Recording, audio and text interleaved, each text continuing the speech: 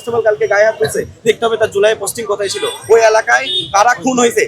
আমি নিশ্চিত করে বলতে পারি ওই কনস্টেবল ও জুলাইতে নিশ্চয় কোনো না কোনো অপকর্মের সাথে জড়িত। কাজেই এই যে যারা ফাটাকেষ্ট হয়ে উঠতে চায়, যারা নায়ক হয়ে উঠতে চায়, কন্টেন্ট ক্রিয়েটার হতে চায় ডিসি হয়ে, যারা এই যে ডাকসুর একটা নেতা আছে সর্বমিত্র চাকমা, নতুন একটা শিক্ষামন্ত্রী আসছে, তার কথাবার্তার ভেতরে এই ধরনের আমরা পাই, সাইন আমরা পাই। কাজে ডিসি মাসুদের মতো যারা ফাটাকেষ্ট হতে চায় তাদেরকে আমরা প্রতিহত করবো, ছাত্র সমাজ প্রতিহত করবো। কালকের মতো ঘটনা যেন বাংলাদেশে আর না ঘটে।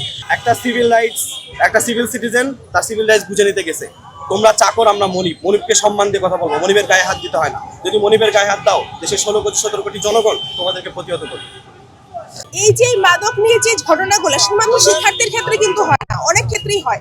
এবং আপনাদের দেখতে হবে যে শিক্ষার্থীর কাছে এই মাদকটা কই থেকে আসতেছে।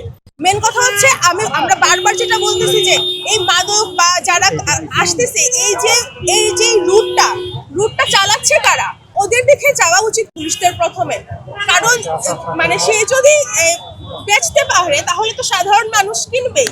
তো সবসময় ধরা উচিত ছিল সেই জনগণ, মানে সেই মানুষজনকে যারা অথরিটিতে থেকে এই জিনিসটা নিচ্ছে, তারপর আসা উচিত ছিল পালাক্রমে ওই জনগণের কাছে। এবং এই যে আপনারা এরকম হঠাৎ করে এরকম যে লোকজনকে নিয়ে যাওয়া হচ্ছে, ধানমন্ডিতে লেগে দেখেছি বা উদ্যানে দেখেছি, আপনি যদি অভিযান চালান তাহলে এটার মধ্যে আপনি কাউকে থাপ্পড় মারতে পারেন না, আপনি গলা দিয়ে নামাই বলতে পারেন। অভিযান তখনই হয় আপনি সুন্দরভাবে এসে ব্যাক চেক করার কথা বলতে পারেন, আপনি আইডি কার্ড চাইতে পারেন, কিন্তু আপনি কখনোই কাউকে ফিজিক্যাল অ্যাসল্ট করতে পারেন না। এটা অভিযান না।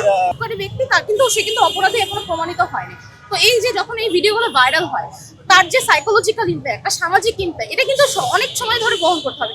এবং শুধু এই ঘটনার কথা আমি না বলি, গতকালকে ধানমন্ডি লেকে দেখা যায় যে একটা কিশোরকে সে শুটিং দেখছিল দাঁড়িয়ে, অথবা এখানে আমি শিখছি না কোন জায়গাটাতে সে শুটিং দেখছিল, পুলিশ এসে তাকে বলে যে মানে তাকে সার্চ করে এবং তাকে থাপ্পড় মারে। এই কাজটা তো পুলিশের না, সে কোনোভাবেই কিন্তু পুলিশ কারো গায়ে হাত তুলতে পারে না, এই অধিকার তাকে দেওয়া হয়নি।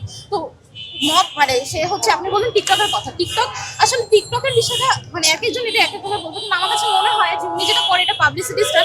সে হচ্ছে মানে হিন্দি সিনেমাতে পুলিশ যে হচ্ছে দেখাচ্ছে যে আমি হচ্ছে মাদক অভিযান চালাচ্ছি, এই ধরনের একটা জিনিস ক্রিয়েট করতে চাই, কিন্তু আপনি সিস্টেমের ওয়েতে তো করছেন না, আপনি মানুষকে হেনস্থা করছেন, এটা কোনো ওয়ে হতে পারে না। এই জিনিসটা খুবই হাস্যকর, কারণ অপরাধ হয়েছে নাকি হয়েছে না সেটা আমরা সকলেই দেখতে পাচ্ছি।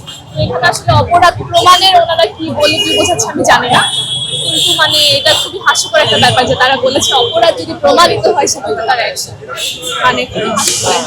আমরা শুধুমাত্র নাইমের জন্য নাইম আমার ক্লাসমেট, এটা একটা ব্যাপার আছে, কিন্তু আমরা শুধুমাত্র নাইমের সাথে আমরা ওর জন্য আমরা নামি নাই। আমাদের ক্যাম্পাসের প্রত্যেকটা মানুষ তাদের কোনো না কোনো একটা অভিজ্ঞতা আছে পুলিশের দ্বারা হ্যারাসড হওয়ার, আপনারা সবাই জানেন। এখন আমরা শুধুমাত্র আমাদের স্টুডেন্টদের জন্য নামছি এমন না, কালকে আপনাদেরকে মারছে না, আপনাদের জন্য নামছি। ওই যে ওই ছেলেটাকে থাপ্পড় মারছে না, ওরা শুধুমাত্র ক্যামেরার সামনে আসছে দেখা এগুলো দেখা হচ্ছে। প্রত্যেক দিন প্রতিনিয়ত এই এলাকায় পুলিশ হ্যারাস করে, এই এলাকায় শুধু না সর্বত্র ঢাকা শহরে তারা মনে করে এটা তাদের বাপের জায়গা। পুলিশ হচ্ছে পাবলিক সার্ভেন্ট, তারা যখন জবে জয়েন করে তখন তারা পাবলিক সার্ভিসে জয়েন করে, তারা পাবলিক ওনার না। এটা তাদেরকে বুঝাইতে হবে, দেখাই আমরা এখানে নামছি।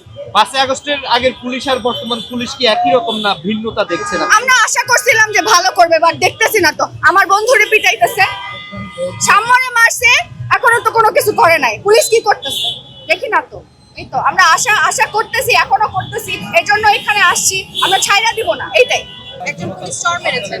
আমরা গণতান্ত্রিক দেশে একজন মানুষের সাথে পুলিশ এরকম আচরণ করবে তা একদমই এক্সপেক্ট করি না। এটাই আমাদের কথা, আমরা এটা প্রতিবাদ জানাতে এখানে এসেছি।